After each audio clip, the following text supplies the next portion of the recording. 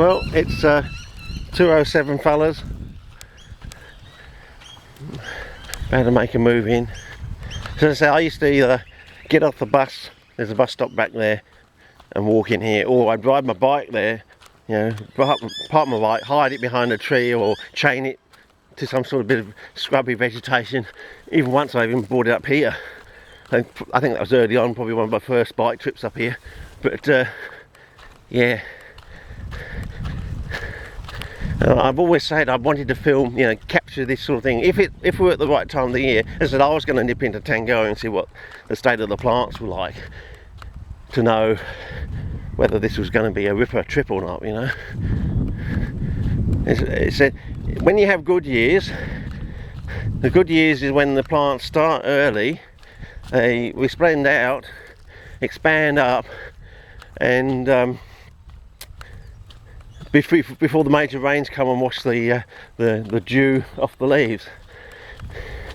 And there are interesting areas all along there too, but yes, I'm glad I've actually pushed myself today. Oh, the other good news I was going to tell you, there's a number of things I've got to remember to tell you on these clips, is Rossi's bought me the VFT, the Stew and Dumplings VFT book, you know, which is like a retelling of the Tim Bailey original, you know, like he's republished it through, basically republished it through Stuart McPherson. So it'll be interesting to get that, and of course I said I'm going to do an unboxing, unwrapping video, a bit like Gideon's thing, but because I don't have the super duper quality that Gideon's got, because I'm living in Abbotland and we're almost 15 years behind the rest of the world now, and the way things are panning out, the next year's going to swell out to be 5 years, I reckon. By the end of this year we're going to be like 20 years behind the rest of the world, and it's not going to be pretty, I can assure you that. I'm going to have to start looking, putting up some vulnerability videos online, you know, for the people out there, in case you get caught in a situation like this. Here's an 187 IQ way to go about approaching it, you know. Water cannons, how to deal with water cannons, how to deal with, you know, those Blake 7, what is it, Star Force or whatever it is, stormtrooper type people, the vulnerabilities, you know, they're all done up in this sort of armour sort of thing, but actually it's a catch-22. 20 situation. Their protection is also their vulnerability, but I'll talk probably, depending on how things go over the winter, I'll probably have to you know, put my knowledge on the line sort of thing of how to deal with these situations, you know, from a Alexander the Great point of view, you know.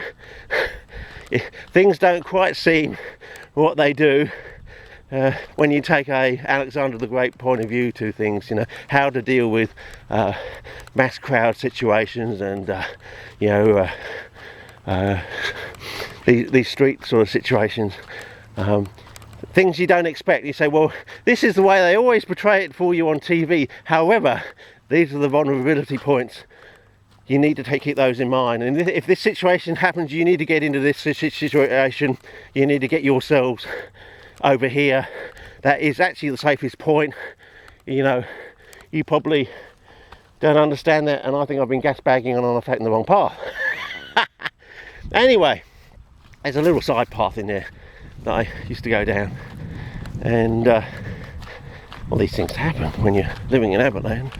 But well, you've got a stunning vista out there. I just hope my cleaning of the camera lens, I don't know what it is, I clean the camera lens and then it's crap the time I clean it, but after I've cleaned it, it seems to become better after I've cleaned it with the next film sort of thing.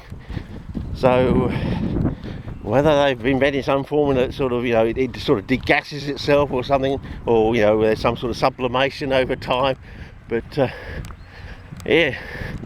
But this is quite a good hillside. If it was wetter, you could probably get some interesting things going on here. There are interesting things further on up there, but it's so far